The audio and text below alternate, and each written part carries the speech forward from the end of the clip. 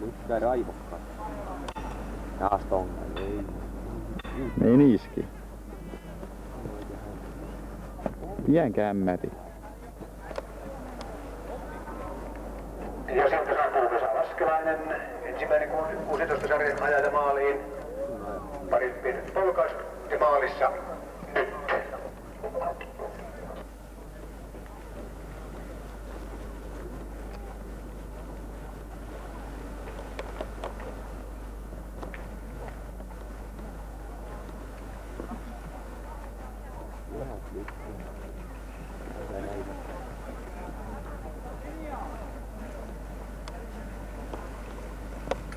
Ja sieltäpä saapuu vihreäpaitainen pyöräilijä numeroihin näy.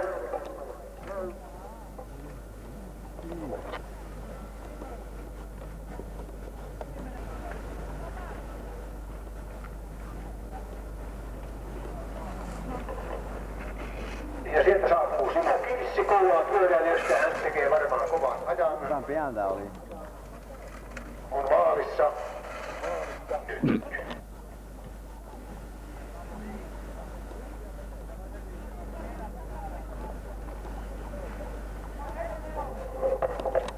Ja sieltä saapuu Jani Vesikko.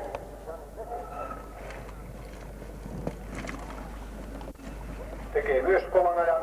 Ja vielä komeat näyttävät hyvyt tuossa. Kangasalan kisän Tommi Alanen on seuraava. Otetaan tänne maalipaikalla. Sieltäpäs Tommi saapuu. Ja täysillä, kuten alamäkiajossa kuuluukin. Ja on loivemmat hyvyt, mutta maalissa nyt.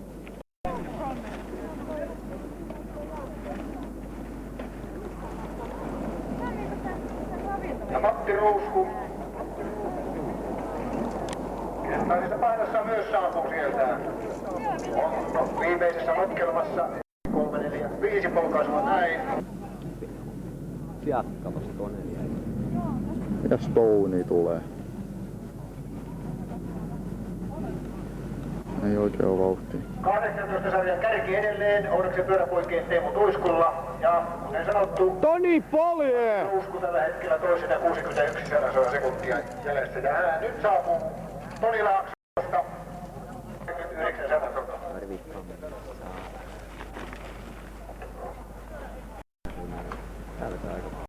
Ja Mika Saari on jo saapumassa. Vaikuttaa, että hän tekee kovan ajan. Aina voi vaikuttaa. Hyvyyttä. Se on paha tuote tulee Markus. Se on paha se puttaa. No. Ja sieltä saa Markus Nyberg isoilla tuumilla vetää niinku tempoajaja. Tulee niinku Mikael Indurainen. Ja ne ei vielä komeat hyvyt. Ei vittu, tarvitsko hommata niitä jo 30 tonnia? Kärki tällä hetkellä karsinnoissa Mika Saario, Markus Nyberg, Jarkko Antikainen, Teemu Tuisku 4. Mitä sinä? Ja Antti Honilahti, Näytä se mulle. sekuntia 78 päällä.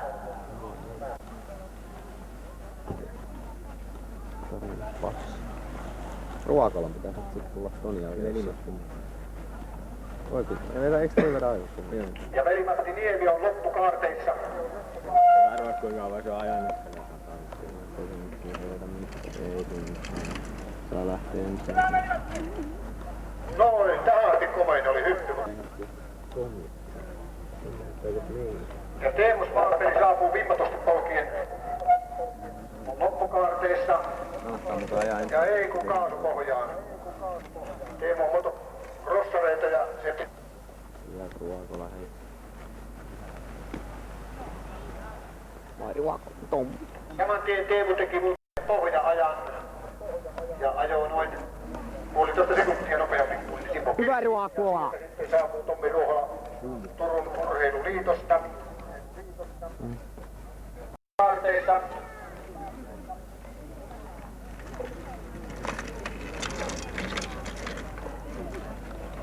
Näin. Ja kuten sanottu, tämä on semifinaali ja finaali ajetaan käännetystä järjestystä. Ja sieltäpä saapuu Roy Paananen, Mountain Bike Group of Finland.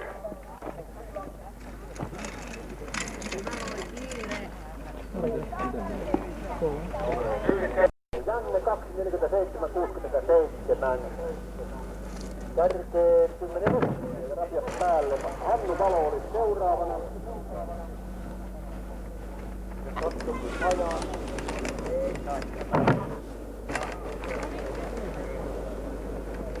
Neloseksi meni Hannu Valo. Aika. Kakkoseksi 2.42.66. Tässä on pitkä summa tuommoisesta sekunnin parin sisällä olevia kuutteja ja Tommi Heikki lähti karsinnan perusteella parikymmenys. Tosi kova aika. Hyvä Tuikku, Hanaa! On ilmeisesti se aika. Eli teemme tsemppiä nyt!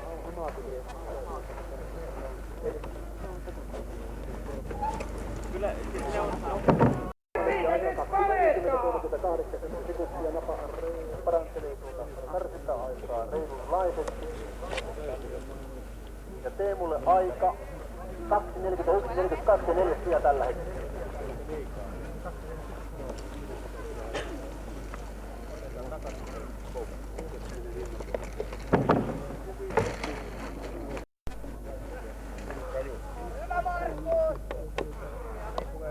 Mutta tiukkaa oli Heinäsen Tommin kanssa 28 verran. Oli velimäti edustajia, jos näin tuu. Ei, mutta se lisätään se kierros siihen. Eikö se ole lyhenne? Se on lyhenne Jarkko Antikaisen seurasta. Joku tietää, Siitä paikallaan tapauksessa aikaa 2.47.68 sijaa.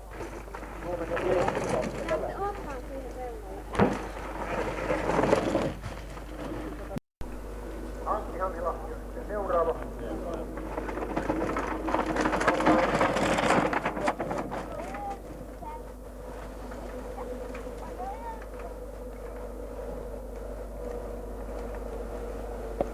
Kerrotaan aamukarmista vaikkakin, että Turun Urheiluliiton Tommi Ruohola on sitten seuraavana.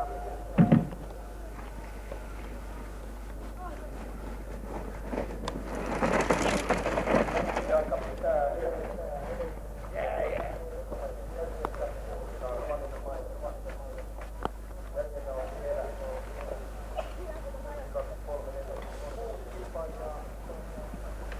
Tommi Ruohola. Marko Hauttunen, Heinolan Mautin, Virholaiset, Mauntaikan, Paikku, Heinola. Hauttunen, seuraava.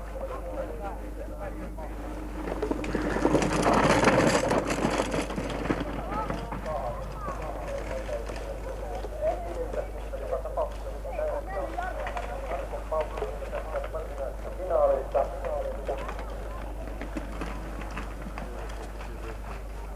Sieltä tulee Matti. Tässä muuten tässä loppu. Matkalla tavalla selväkierro, joka valitsee oikeat summat tekemään vetoa päällä kaiken aikaa. Näyttää tähän vaiheessa paremmin.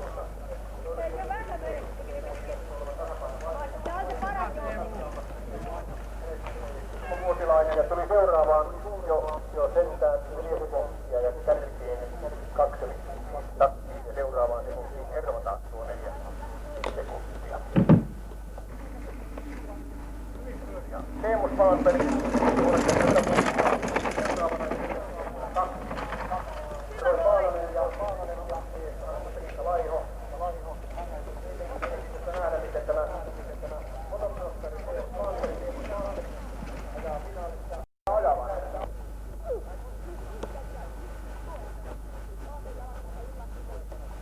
Ja neloseksi meni Teemus Malmberg 2.29.54. Parannusta aamuaikaan reilusti, mutta vielä enemmän parannusta. Ja nyt alkaa jännitys kohoamaan. Sillä Roy Paananen karsintojen 2 saapumassa.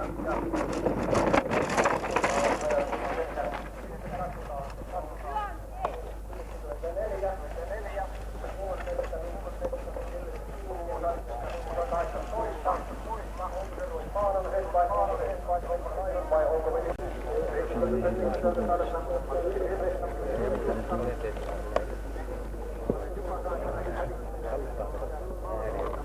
Remu!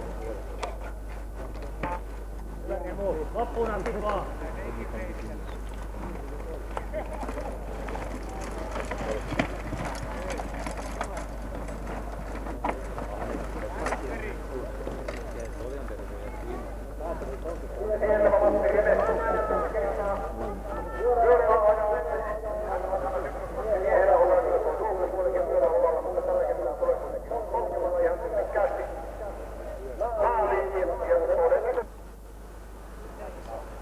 Loppuun asti vaan! Älä mamoile!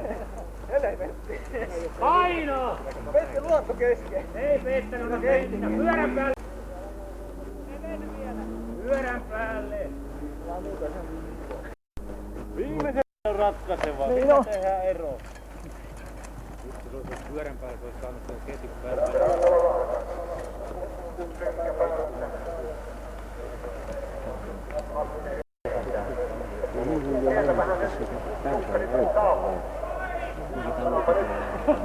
Poliisilla on ihan harjoitellinen asennossa, eli suorana ja nimenomaan taaksepäin.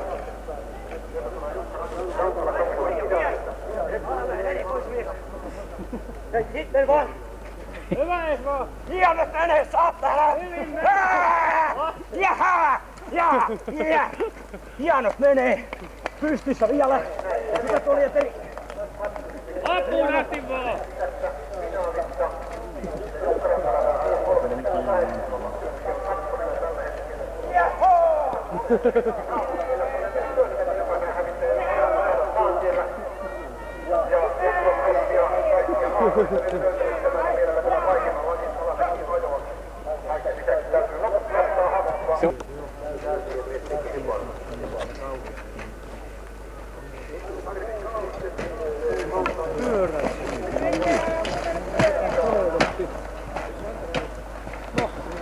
On mennyt rengastus.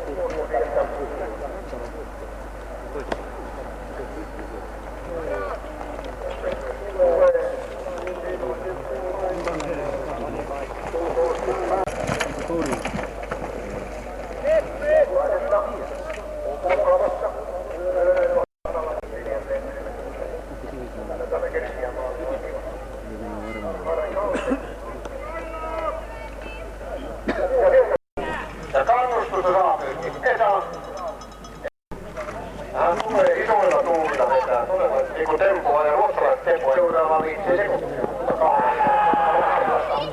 Mikä on se Esmo?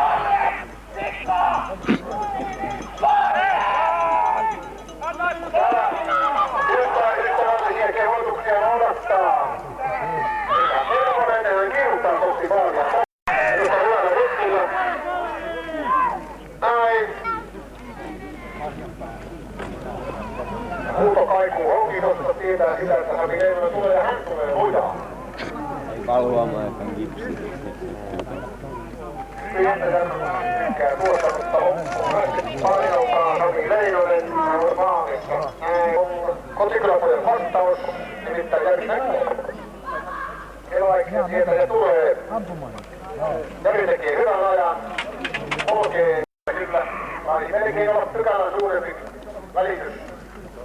Parikin pykälää nimittäin voimaa Jarilla on. Hän on kova ampumahiihtäjä.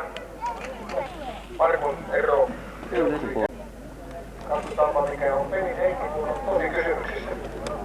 Ja sieltäpä Markku tulee. Taitaapa käydä näin, että oranssivärisessä kypärässään, oranssivärisessä paidastaan ja täydessä sotikuvassa polkien ihan joustavalla rytmillä ja tuommoiset kohtuullisen komeat hypyt paikalta. Ja Anttu Ryssaa, hautapaikalta, silloin Sami Ojalan ja Hirvi Välkkiö. Parhaita loppuun saapuu juuri nyt. Aamuaikata. Paina Jyri! 22.87 kattaa nyt. Polkien tarpeeksi suuret tuulet päällä ihan hyvä. Noin, kohinaa. Poli tulee tosi täysiä yrittäen. Tiukkaa tulee olemaan jo varmaan. Niin paljon kuin ehkä kahden rantaa. No, Ei paljon ole pistävää. no ei.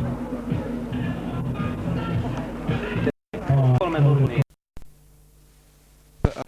One of the big sprinters here, the roll call of the sprinters who won the finish here. Le Mans won, of course, the time trial in 1989. Before it was Van Poppel, Jeff Pearce 87, Bontempi was in the race in 86, Van der Aarden 84, Matthias in 85, Hino 82, Mertens 81, another great sprinter.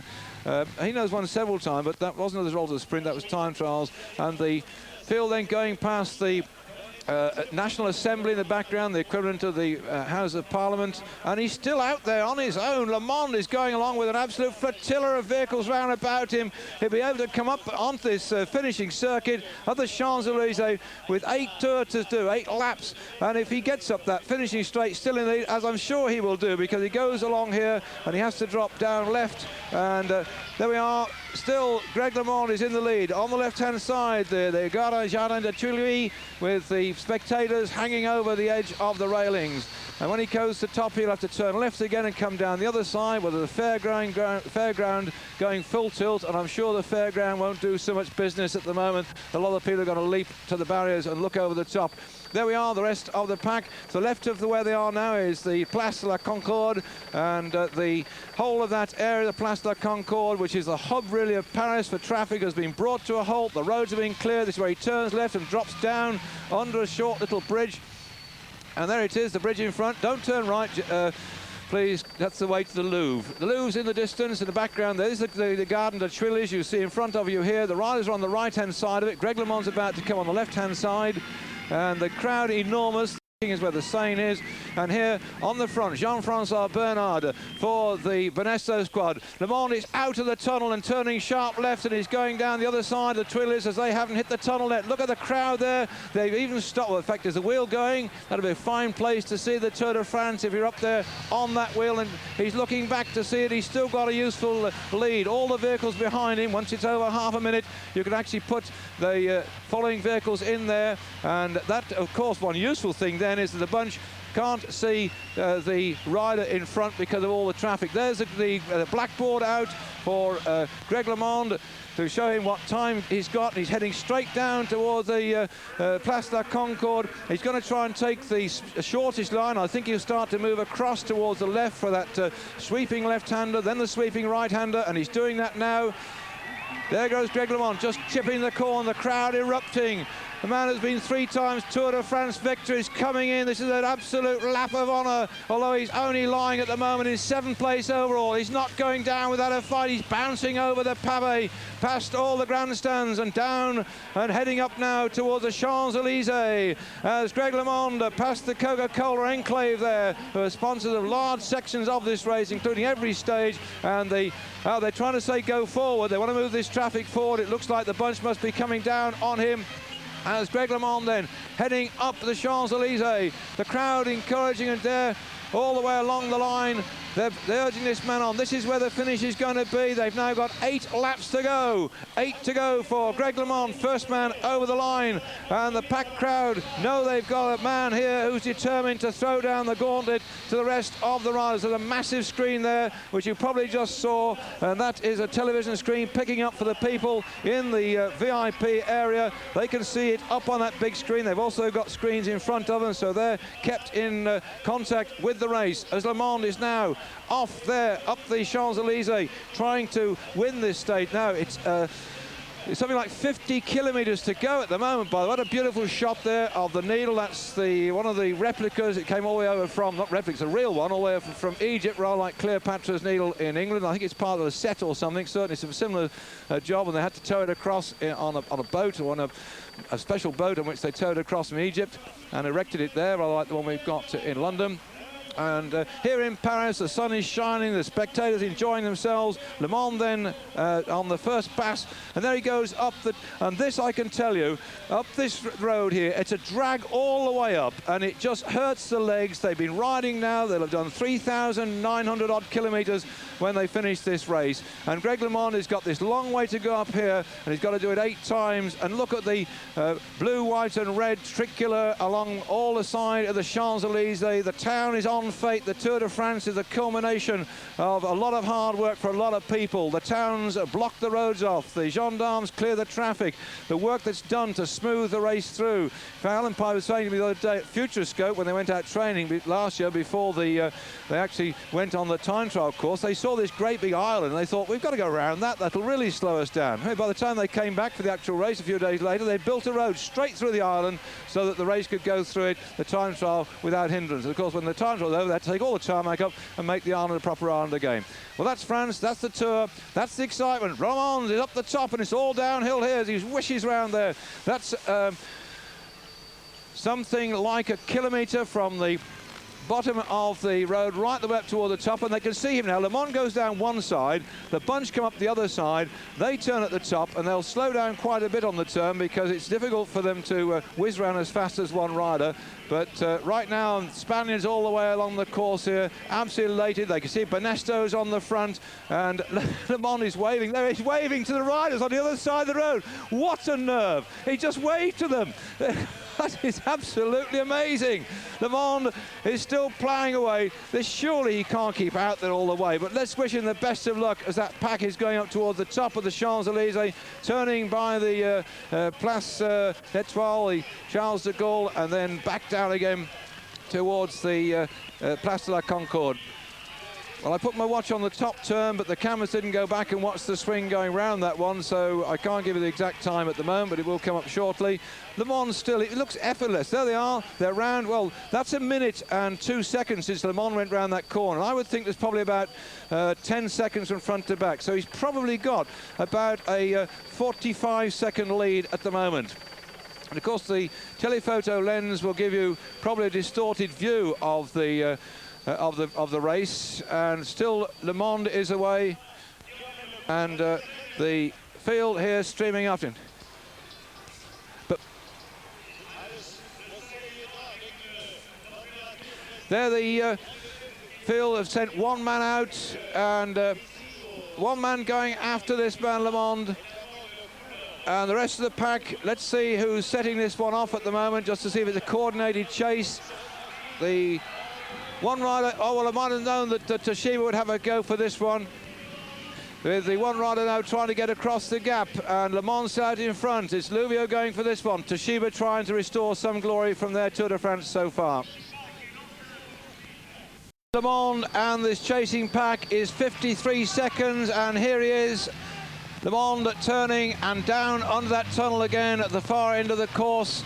We'll black out as we go down there. You can see the pack down chasing after our one lone leader, and the pack is splitting under the attempts to stay with Le Mans, who has really gone for it. Louvio looking over his shoulder, the Toshiba rider who started the chase on his own, now looks like he's got a workmanlike group coming up too, including the colours of the Lotto squad, as Le Mans has come out of the tunnel and is now going back down the Tuileries, heading towards the Champs-Élysées and the Place de la Concorde. So Greg Le Mans burying himself here. He threw down the gauntlet, he took off going into Issy-les-Moulineaux and over the Seine. He went for an early one. He'd had a word with his team manager and they said, yes, go. And already when we had a view back, I could see some of his Z teammates getting towards the front to try and slow down the chase. If this happened, I can't remember anybody coming into the Tour de France with these final 8 laps of the Champs-Élysées and staying out all the time and winning. But Le Mans can do magic. This man, when he puts his mind to it, is undoubtedly a champion of the world. And he looks so calm and relaxed, but he's averaging along here just short of 30 miles an hour on his bicycle. And they know here, the crowd around the course, they're watching one of the world's great bike riders in action. And right down there, the heaving pack has come round the corner, and they're going towards the Place de la Concorde as Le Mans starts to move out of it as well. I'd rather think that snake there, that little group in front, is probably a bit too unwieldy to coordinate a proper chase. You need about maybe 6 or 8 men at the most to put a proper chase together, or a complete pack led by one team. So there, this long string, I'm certain that we'll have a look, we hope at the moment. I'm sure the careers must begin to do something here. The other team that would like to get a stage victory here would be the Buckler team, and also the Panasonics would like to get Ludwig in contention. Look at them coming across that jump now. He really has gone for it. This has disturbed all the normal way of things, because normally they come on the Tour de France, onto the finishing here with their 8 laps, more or less together. Somebody would go, I think Skibby went away last year. They really mean after a lap or so, and from then on in, it's teamwork to get your sprinter will get maybe 10 or 15 seconds lead, and then you have to keep it tight for the finish. But Le Mans has absolutely blown it apart. He's gone and thrown convention out the window, as ever. Trust Le Mans, and he went for it a long way out when you thought one lone rider would never even get into Paris on his own, let alone have a complete lap that he already has done, and he's now gone through that finishing area for the second time. There is we've got all the jerseys together. The yellow, the green and the spotted jersey. There's the VIP enclosure with the posh people with the special tickets watching the race, and we've got a top view of the finish as well. So there's a great number of VIP people watching this race today. The sponsors are there as well. They've come from far and wide to see the end of this great race. And there are 2, 4, 6, about 8 men. Now that's a useful pack if they can work together. 2, 4, 6, 8. And let's have a look. There's some more up in front. There's another one. Now that might be unwieldy, because that little group looks to me a bit too unwieldy. And where's Le Mans? Good Lord. He's absolutely hammering along. But up this rise, you can see how his legs, he's turning still a very big gear, doesn't seem to drop down a notch at all. He's rolling it up the other side, keeping right up against the edge of the curb in the centre of the road, where normally people on this part of the Champs-Élysées, you see that dotted line that you'll find on a Saturday, you can hardly move because they park cars all at the centre there. They park cars anywhere in Paris, they park them on people's feet if you're not careful. Anywhere you can leave a car, up on the pavements, they just abandon them almost, and that's one place where they leave them. But of course they put that central reservation down, it stopped all the traffic and stopped all the people from parking. And I wonder where that gentleman got his Range Rover back they towed away yesterday from the Champs-Élysées with the bikes on top. Little did he know, the tour was coming, and off went his car. Now there is Le Mans going down one side, just getting the view of this little lot, and we've got a 2, 4, 6, 8, 10, 12. This must be the camera. I'm not quite sure it's on a cherry picker or whether we've got it on top of the Arc de Triomphe. But certainly it's giving us a lovely long shot of the Champs-Élysées, and Le Mans is going down the other side. Well, this really is great. Well, he looks like he's, I keep saying he's slowing a bit, but he pushes such big gears, and he does it almost effortless, as you're not conscious of the speed. I mean, this man's travelling at well over 30 miles an hour, because it's downhill on this part of the Champs-Élysées. They've all cottoned onto now who is, yes, they begin to move the motorbikes forward. You see Le Mans, it's a bit of a distorted sign, but the officials are saying move on your motorcycles. See all them now, they're trying to get the group might come. It's certainly not 50 seconds now, I would think, for Le Mans, and that little pack behind him are closing up, so they're moving out. These are the press photographers. They're being told by the officials with the baton that they've got to get on and out of the way so that the chasers can see Le Mans up in front. And I rather think that he might get caught on this lap by that little group behind working very hard. But if so, he stands a good chance of sitting in with them and adding some firepower to the group as well, because he's got enormous reserves of strength as Greg Le Mans. Great time trialist, good all-rounder. See him up in the mountains playing along with the best of them as well. Yes, we've got a cherry picker right in the centre of the Arc de Triomphe. You can see that thing sticking up in the sky. Well, that's what we call the cherry picker. It's one of those great big cranes with our intrepid camera working from off the top of there. And there's another camera up on the right-hand side, another cherry picker just above the finish line. And Daniel Mengas, the public address announcer in the background, keeping this massive crowd informed of the goings-on of the race, his voice booming out. He's been with the Tour many, many years now, well-known figure in cycle racing, knows all the riders backwards, and he travels with the race and entertains the crowd at the finish and tells them what's going on. And there looks like Fondriest going off the front, or was it Ludwig? We get the cameras, they're going backwards and forwards. As soon as we see a rider move, they go back to Greg Le Mans, and we're very interested in seeing this man hanging on in there and going for it. Sorry about the picture breakup a bit, but I'm sure you'll be quite happy just to see the man in action. And there we are. Yes, that's about it. Yep. And the chase is on then for Le Mans. That's the main pack behind. Le Mans still, I think, can hang on in there for a bit longer. But the field are not, see, they're not coordinating the chase at all. But there are about 15 men after Le Mans. Can he hang on in there ahead of that chasing group of riders? Well, my goodness, we'll have to wait and see the answer to that one.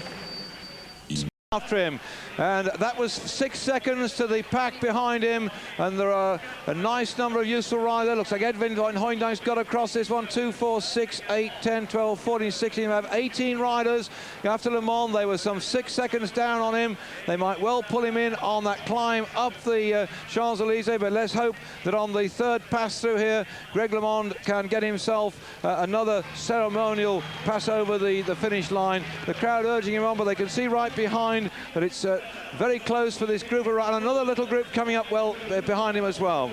So there's a lot of speed merchants wanting to get across there and get this stage today, and Le Mans is the man that started it all, and he's coming up then for his third time across the finishing line. Will he get there this time? On the pavé of the Place de la Concorde, his body now being buffeted by that saddle, the handlebars, the vibrations, the high speed, high pressure on his tyres will be sending up the vibrations through his whole frame after covering now some 3,900 kilometres in this, the 1991 Tour de France, being brought to you live on Eurosport. And there's that chasing group coming after him as well. The wind, as you can see by the Coca-Cola flags, is behind him on the run up the Champs-Élysées. So that is to the advantage of Le Mans, as far as he's concerned, to hang on in there for a bit longer. And this is the pack coming up behind him. And yes, the Bucklers, I might have thought of, they were certainly in there.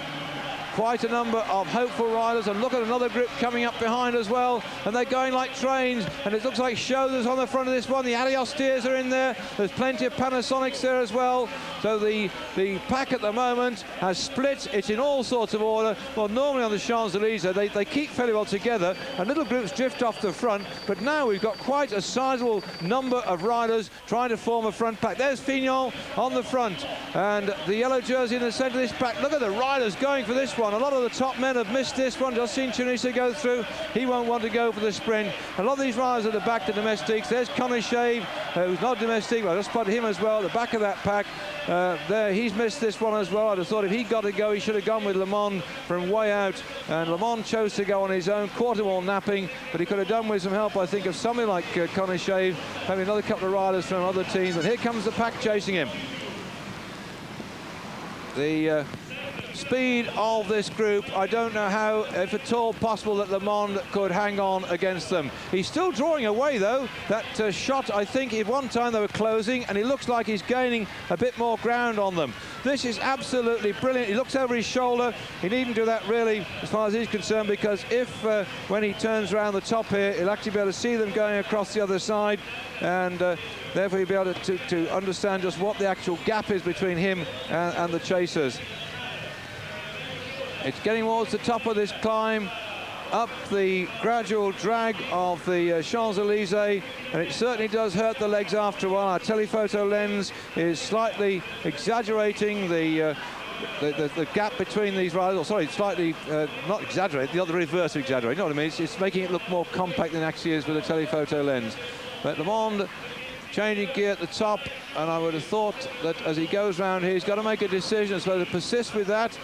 Look at all the photographers coming out. Watch your toes, chaps. There's 1, 2, 3, 4, 5, 6, 7, 8, 9, 10, 11, 12, 13, 14, 15, 16, 17, 18 riders there.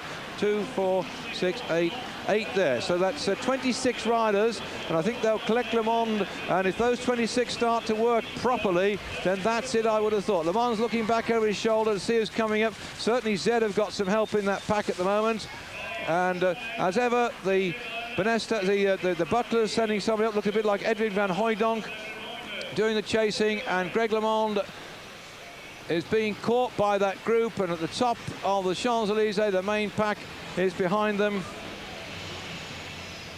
A long shot of the 26 men or so in the front group, and the rest of the 157 riders that started out today are just behind. So there they are. They've still got the, in fact, they're beginning to move, I think, yes, they've still got the cars there. So at the moment, as far as they're concerned, that yellow car, the neutral service, is still there from Mavic. And the group going through, there's Louvieux, who tried to go across on his own. And where's the main pack? There's still some distance back. the foreshortening giving an illusion that they're closing up. I'll just put a little time check on this one to see if we can get some understanding of the gap. And it's coming up now, and I would think the gap is probably just roughly around about 32 seconds. That's a pure unofficial time check here, but I make it about 32 seconds between that pack and the in the front, the leading group, and the main field. Also, with a big number of riders like we've got here, the gap between the tail end of the men in front and the peloton itself, what a beautiful shot of Paris that was. It's not... oh, as ever, Rolf Jarman, he's always in the action here, this fellow. Or was that Wegmüller? We'll have to wait till he goes back again, because certainly the... yes, Wegmüller, so the Wyman team have got that. Looks like Duke Lascelles in there as well. So Duke Lascelles, who started out today wearing a seafaring captain's hat for some unknown reason, because he's captain of the squad anyway, has been trying, I think, to defend Greg LeMond's position in that group. He went across with it. He wouldn't have been working. It had sat in the group to try and slow it down, but it didn't work. And I rather think this is too big a group of riders for it to stay away. Yeah, 28 seconds. I thought that my clock was around about the 30 seconds when I did my unofficial time check. For the riders in the Champs-Élysées, and Laurent Roche is going through. I thought I spotted him earlier before. Laurent Roche, well, what a top and a tail of this one is. His brother Stephen Roche on day one was in the toilets at the time when they were getting his team organised, the team time trial. He got the wrong start. He thought it was 22 minutes past 4. It was in fact 10 past 4. They couldn't find him, or at least they said afterwards they didn't know where he was, and of course he couldn't hear the PA message. So Stephen Roche was out of the tour on the first full day of racing. Here's his brother in there, Laurent Roche, who's lying overall in 153rd place, 2 hours, 59 minutes and 25 seconds down on Miguel Indurain, the overall race leader. But Roche is going to finish the tour this year, and I'm sure back in Ireland they'll be celebrating that with an Irishman still in this race, because unfortunately Sean Kelly and Martin Early were out of the race when they had that bad stomach trouble, the salmonella, the poisoning, when the whole of the PDM team were out and back home feeling very ill indeed. We wish them all the best of luck and a speedy recovery, and be back in action, we hope, soon, lads, because here, though, for Ireland, Laurent Roche is still ploughing away with this little lot, and that's great to see. Brian Holm is in there from Denmark. There's one of the Spaniards, I think it's Maury Pratt, that's in there. We've got from the Panasonic squad, the Soviet Union rider Yakimov. So, and also Jidanov is in there for the Ariostir team. That's Yakimov on the back for the Soviet Union. This is a real mixed bag of nationalities at the moment. There is the Spanish rider, and we've also got one from Belgium, and Edward van Hooijdonk as well from Belgium, and Brian Holm from Denmark. And this is Laurent Roche at the front. Roche on the front from Willems of the Wyman team. So Willems has dropped onto his wheel. Both of them wearing number 9. I would say it's the slowest man or the least important man in the team, but number 1 is the most important man, and both of them are number 9s now at the back there. So Laurent Roche in there with the Wyman Eddie Merckx team, and we got in. They're coming up very quickly now because they're beginning to realise that this might be dangerous. There's a little move at the front, and Toshiba coming into the action yet again. We've seen Luvio before in this lot, and drifting back there for the Lotto team, and that was number 69, Patrick Verschuren from Belgium. And at the back, Van Hooijdonk. So I've got all these riders at the moment, just need to properly ID the rider from the Lotto squad, which looks a bit like Maury Pratt for me, the winner of the Tour of Spain. There's Ekimov on the front going through, and in there also from the TVM squad, this is Jidanov, the Soviet Union rider. And then coming through was Laurent Roche from Ireland. And that's Laurent Roche. Very similar style to his brother. Those who watched his brother ride over the years can see this, the similarity in the family resemblance, the way they ride their bikes. And still, this is one of the men that went up there very early on to try and get across and join up with that little group. And he's still there at the moment, Luvio from the Toshiba team. And what have we got behind still? A concerted chase, or one that's all disrupted by... Carrera on the front. They want to get Abdul Jafarov in contention. You see the jerseys on the front, the little blue stripe coming over the top of the shoulders. That's the Carrera team jersey. There are 2 of them up there at the